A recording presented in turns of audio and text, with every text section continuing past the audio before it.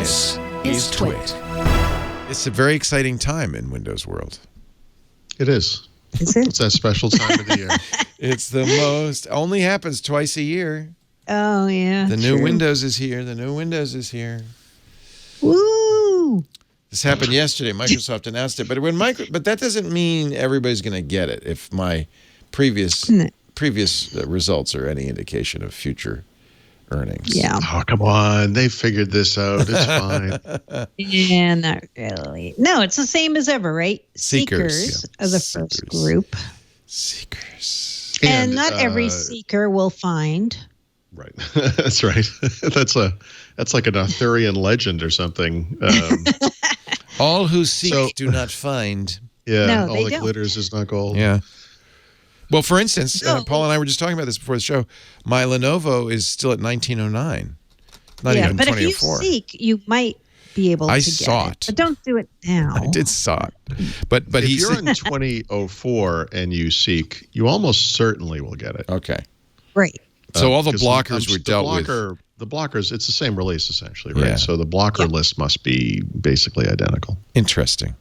Blockers Right. have been like dealt I even with. saw a Surface Book 3 user yesterday saying, "Oh, I've got it." So even some Surfaces, at least, are going to get it right out of the gate. Unlike the last release, which had almost no Surfaces getting it for months. See, they solved all the problems. Everything's fixed. We're done. The end. Have a great week, everybody. Good, because I got a case of Curious Elixir waiting for me at home. I'm ready to drink up. Oh, nice. Yeah, I got the assortment. Got it. I found out what happened. What? The first one got damaged in transit, which means there's probably Curious Elixir all over the mail truck. Yep. Because it's a case with 16 bottles in it. I mean, it's a big Yeah. thing. And they're glass, so I bet it was a mess. But what's weird is they never told me that until I wrote to them and said, "Look, guys, you've charged me $88 twice now, and I've received nothing." And they said, "Oh, yeah, the last one was damaged. Well, send it to me now, then." So I'm gonna have 2 cases waiting for me when I get home. Nice. I'm so thirsty. Which one should I start with? Oh, Which is your favorite? I kind of liked the orange one. Yeah, that's the one I thought that's exactly what I thought. Yeah. Yeah. Okay. You're going to make a creamsicle cocktail? Is that what we're calling it? Well, now see, this is the question. These are they're no alcohol in them, and I think you're supposed to add like seltzer to make them Right. because they're concentrated, right? Yeah, and a slice of fruit, Little or slice of orange on garnish, it. perhaps. But what would be so bad about adding a little vodka, gin, or rum? Thank to you. Nothing. Exactly. A lot of people do. Like you Okay. can see in the comments, people do Just it. checking. So. Okay. Yeah. But you don't have to, and it'll I still could have taste. fruit juice if I wanted fruit juice.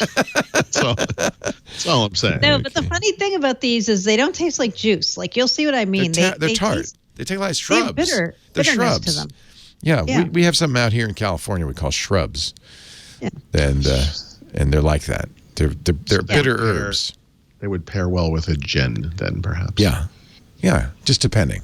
There's one that's a fake dark and stormy, one that's a fake margarita, one that, so you would put the rum and this dark and stormy and tequila in the margarita and like that, I think. I would guess. How did we get on this subject? I forgot. Oh, I yeah. know. The new Windows is here and I need a drink. And you need to celebrate it because it's just a minor update to 2004. So if you have 2004, it'll take you like 2 minutes to get. There's a lot to celebrate It about really does that. take just a few minutes. Yeah. It's nice. Yeah, that's actually really good news. But if you're not on 2004, it's going to be just like a regular update. It's going to be a nightmare. So don't even do it. Really? No, you're being facetious, Paul. Don't do that because the nice people believe you. Well, look, if you're in 1903 or 1909, the chances of you checking for this thing and actually being offered it are pretty slim. No, I wasn't offered it. I wasn't even offered 2004. I'm actually on a HP computer doing what you were just doing on the Lenovo. I'm bringing it up to date with HP's support app, and then I'm going to see if I can. So it's like it's a driver issue.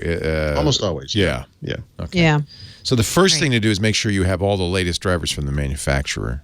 Right. Which is why you want to learn on your computer why you would run Vantage. On this computer, it's HP Support Assistant, I think. Dell has their own, version. Yeah. They have to install the management engine firmware reversion. Some of this stuff is, I think, probably mitigation for flaws in Intel chips and that kind of thing. Mm-hmm. Sure. Why not? Yeah. No, it's true. Yeah. No, I mean, literally, yes. Yeah. It is. Yeah. Right. No, so they said yesterday, we'll make it available in a throttled way, the way we usually do. So the people who have the known good configurations of a machine will be the ones to get it first. In theory, anyway. And then everybody else will get it as things get resolved and unlocked. But if you look at the list of known issues published yesterday for the 20H2 build, it's just a few, like I think it's literally 3 things that were holdovers from problems with 2004, and none of them are really big. So that's also good. So far, they haven't added new things, although as more and more people get it, they probably will be updating the release information page to include other problems and blockers. Or what do they call it? They don't call them blockers. They call them safeguards or something that they do to keep you from downloading it when it's going to have bad effects. Lane bumpers. Yeah, bumpers. That's good. Yeah. Bumpers are good. Yeah. Keep you in the lane. But the good news is, if you want to try to seek it, you can go to so many different channels as of yesterday. So this is something that's a little different. Like everything got it all at once yesterday, right? Right. So WSUS got it, Windows Update for Business, Volume Licensing Center, all these channels that usually are delayed by a few days or even a week or two. They all are supposedly open to seekers now. I'd like to complain about that because usually they don't do that, and it gives me something to complain about. But this time they did it, and I feel a little hollow inside. Because they did it's it like right. It's almost too right. Yeah, you have nothing to do this week. Just sit back, it's relax. weird not having something to complain about. Oh, you'll find something. I know you. I'll get there. I think Paul celebrates it when there's not much to complain about, really, in his heart of hearts. Well, I will say with this release in particular, it's very minor. There are several new features that Microsoft points out. I only think 2 or 3 of them are even worth discussing, and none of them are major. And I think that's fantastic. That's exactly what a Windows 10 update should be like, right? I mean, we don't need a bunch of new features anymore. It's kind of silly to pretend otherwise. Yahoo! Yeah. Yahoo! It's good. It's all good. Whoa! Nice. Yeah. I know it feels so anticlimactic because we were covering. But that's what we every want. time there was a build. And here's this build. Is there anything new in it? Any feature at all? And then when it finally rolls out, you're like, and it's rolling out. Okay. Yeah. I really, truly think we want this. Yeah, me too. I do too. Finally, Yeah. There are a few things in it. We should talk about the few. Oh yeah. Okay. Like what? Thanks. All right. So Xbox. I'm sorry. Windows 10. So, there isn't much. So the new Edge is installed by default. Right. So this is the first version of Windows to include that. So if you haven't upgraded and you update to this thing, you're going to get it. So that's a big deal. Honestly, I think the single biggest new feature, and I hate it, but some people are going to love it, is they've changed the Alt-Tab behavior. And Alt-Tab, remember in Windows Vista, they called it Windows Flip briefly, and then Windows key plus tab was Windows Flip 3D, and then that name just kind of disappeared. This feature is officially called Alt-Tab now for some reason. It's a way you literally, you hold down the Alt key, you tap Tab, and you can, as you keep hitting Tab, you'll kind of go across each one of the thumbnails of the open windows in your system, and you can use it to switch between running applications and open windows. Nice. It works differently in 20H2, and it's weird. So by default, actually, let me look, because I specifically didn't change it on this computer. I wanted to make sure I got this right. Yeah, I got it wrong. So by default, Alt-Tab will now include the 5 most recent open tabs in Edge, as well as any open windows. This is very confusing. Alt-Tab will include the 5 most recent tabs in your browser, Edge. Right. In addition to whatever else is open. Every open window. Every open window. So before it was just every open window. Now they've added browser tabs. Yeah. But only 5.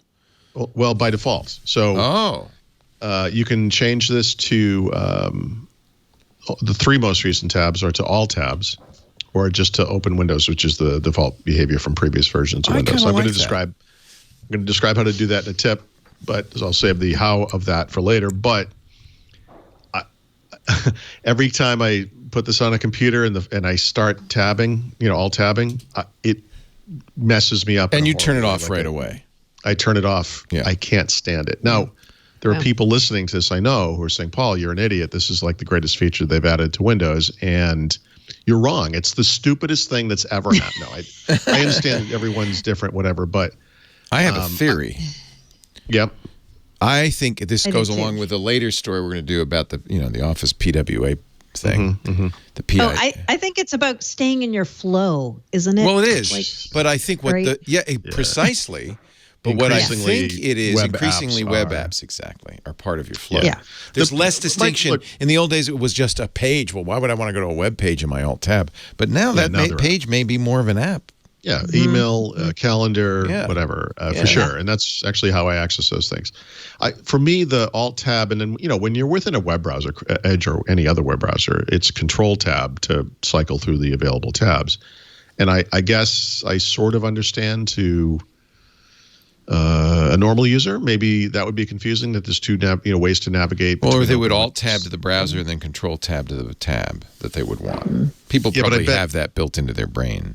I do, personally. And also, remember Microsoft was going to add a feature called Sets to Windows 10, and Sets was going to add tabs to any window.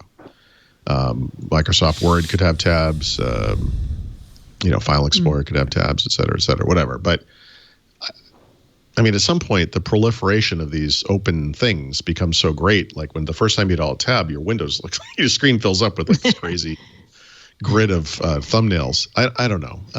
So anyway, you're free to configure it as you will. I will say, it's one of those things. It's not immediately obvious, but if you use alt tab, you'll notice it as soon as you do it the first time. It's weird. Like to me, it's very jarring. Like it's unexpected because I'm used to, like right now. So if I hit alt tab and I hit alt tab and hit alt tab, I go between the Skype window we're using to do the show and then a web browser window, and that to me is very natural. But when just looking at it with all those tabs, I want to. Yeah, because you probably keep a lot of tabs open. Yeah, I do. So you then are getting You feel about this like I do about focused inbox. It's just this immediate, visceral, too much stuff. Yeah. By the way, I actually feel the same way as you do about focused inbox. I just let you go on about it because it's hilarious that you rant about something and I don't. Oh man, I hate it so much. And you know what the worst part is? Can I hate it for one more minute? Because I need to get this out of my system. I want you to say, Mary Jo, just for me, you know what really grinds my gears? Just for me. I don't mean to go off on a rant here, but no. But so every single time you set up a new PC, it's there again. Yeah. Even if you set it up, turn it off, and it just infuriates me. Like when I set up the Duo, focused inbox was on. I almost threw the Duo across the room. I was like, "Are you kidding me?" So the problem I have with this is it's not very good, and what you're expected to do is its job for it. So what you're supposed to do is train it. I'm going to tell it which messages are important and which messages aren't. Yeah. And I'm sorry, after work. like a few hours, I'm like, you know what? This is your job. If you can't do it, it's turning you off. This is stupid. And it doesn't work. Like you train it and it still puts your correct messages in something important trash. Because it put it in the wrong place. And that is unacceptable. No. Yep. It's a no. I'm with you. It's a no from me. It is the case that because, this is one of the nice features of Windows these days. Your Microsoft account can retain settings between installs. It could be that Microsoft could decide to remember your preference in that regard. It's hilarious. Force you to try it again. But they don't, for some reason. They don't. And this is actually the biggest problem with setting sync in both Windows and Office, the native apps. First of all, there is no place to go and see what syncs. That is the worst. It only, in each of the case, it only syncs like a tiny percentage of the available settings. Every time, and I review computers. This is a particular problem for me. But when I bring up a computer, I haven't counted, but just aside from what I do in Windows, which is probably dozens of little settings, I also, because I write in Microsoft Word, there have to be over a dozen settings that I have to go manually change every single time. This just in, breaking news. I ran the Vantage, updated the drivers, and now I'm being offered 20H2. You are? I was never at 2004. I'm going straight from 1909 to 20H2. That's a big jump. So you're going to have it will be the normal feature update experience, right? Which is lots of restarts and. Well, it could be a couple of restarts, but it's going to take a long time. I'll save it for later. Yeah. But still, that's just a data point to add, because you were doing this with your HP. It is the case the blockers were out-of-date drivers, Lenovo drivers, updating all of those, and the Intel drivers did, in fact, unblock 20H2. Great. There you go. Data point. Thank you. So that's good. As you were. Yep. That is good. Anyway, so let's see. We ranted about focusing bucks. Sorry, anytime I have a chance to do that, I do. So. Yeah, no, you another should. rant you can have soon, because new Edge, new Alt-Tab behavior. There's a slight visual change to the start menu, which is more noticeable if you're using like the light app mode, or what some people call the light theme. But even in dark mode, if you're familiar with how the start menu looks, there's basically like a box around each of the icons in the all app list, and that's gone now in 20H2. So it's a little cleaner looking, a little bit more like those Windows 10X, early shots that we saw, pre-release shots. Yep. And then in the light mode in particular, even in the live tiles area of the start menu, it looks more blended in, like it's not as clearly defined squares, although in dark mode, to me, it looks pretty much like it used to, but very, very light visual refresh, I would call that, along with all the new icons, which, had been proliferating in previous versions anyway. But there's something that it's kind of vague, but there's a couple of things you can do during setup that will change what appears in your taskbar by default on a first run experience. So if you get a new PC with this version in it, or you upgrade to it and you go through that little out of box experience, a couple of setup steps, there's a couple of things you can do that will trigger other apps appearing in your taskbar by default. One of them is if you have a gaming PC, apparently, or I'm not sure how they even determine that, but you'll get a shortcut to the Xbox app automatically. And if you enter your phone number, which, I mean, guys, it's 2020. Have you not learned not to enter your phone number seriously? But if you do that, you will see the Your Phone app added to the taskbar. And I understand that Your Phone is Mary Jo's new favorite app. Is it? It is. I'm going to rant on this too. Well, that's funny because I'm gearing up. I did install it with my Fold. Yep. So we'll talk about it on the next segment. Who are you going to call? Ghostbusters? Yeah. Good. You didn't mention the ability to change your display refresh rate. You're right, I didn't. I don't even understand. Just thinking of things you could add to your short list of new features. Yeah. No, I mean, there's more. Like I said, there are more new features than I mentioned. Yeah. I don't find most of them to be particularly important or interesting, which is great, and that's not a complaint. Yeah. There's a couple of IT Pro ones. Should we add those? Okay. Mm-hmm. Microsoft Defender Application Guard is available for Office, not just Windows, as of this release. And I like this one because I always found this very confusing. The latest cumulative update plus the servicing stack updates that come out periodically are now a single payload. So they're mushing those into one thing, which I think is good because I think that confuses a lot of people when they're like, wait, what's this servicing stack thing that I'm getting? Right. And then I'm getting a cumulative update, right? So you get that as one thing now. So that's kind of nice, handy. I think the biggest thing, though, is Edge being bundled in with the new release. Yeah. And have there been complaints about that, or are people okay with that? I don't know if you know how the tech enthusiast community Yeah. Anything that can be complained about will. Right. It is, it's funny because Microsoft did get in trouble way back in the 90s for bundling the browser. Right. That's not only bundling the browser, that's upgrading to a new browser without your permission. So I understand the maybe But it is, I mean, I don't know. You can't install it, right? You have to have it, though. That's the way it's been with IE. This way, this is, this is how it's been forever with, right? Look, the good news is this browser is really good. Honestly, if you're a Chrome fan, you wouldn't even notice. Well, and that's another thing I'm trying. I didn't install Firefox. I didn't install Chrome. I'm just going to use Edge and just see. Yeah. I feel like the reason people got a little irate about this was when they came out with the new Edge, they made a big deal out of it about it being separate from the operating system, separately updatable, and it was no longer part of the OS. And then it actually still is, right?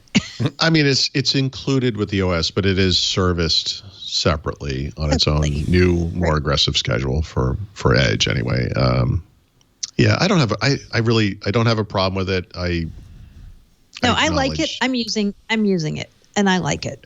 Yeah.